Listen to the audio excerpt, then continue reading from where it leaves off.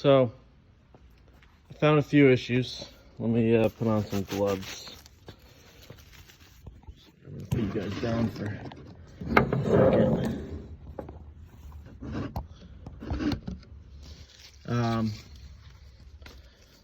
I took all the bearings out, I cleaned them, I polished the seats, and then on bearing number 4, which is a green bearing, I found some rust or pitting that I don't think I saw before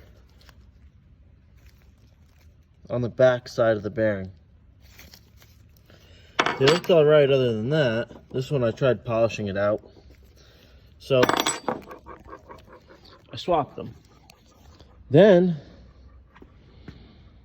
I decided that because the clearances are so thin, I was talking to people that build engines, and the rule of thumb when you're building an engine is for every inch of journal diameter is about 1,000th of clearance. Alfa Romeo wants you under 2 thou for everything, which isn't that uncommon with modern engines, but modern engines typically run a thinner oil.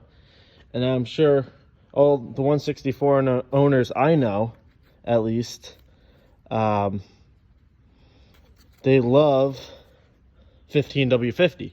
So that's what I was putting on this to do my little spin test. I was putting on 15W50.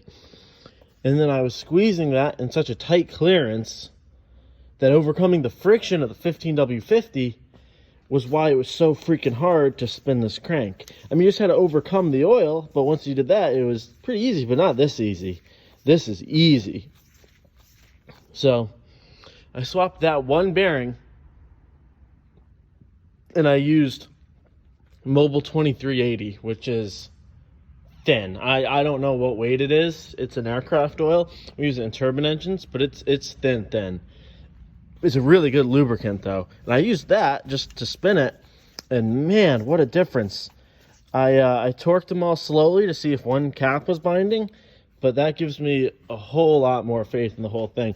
I knew the clearances were right, but something just didn't, I keep hitting my knuckle on that when I spin it, but something just didn't sit right with me with it not spinning easily by hand.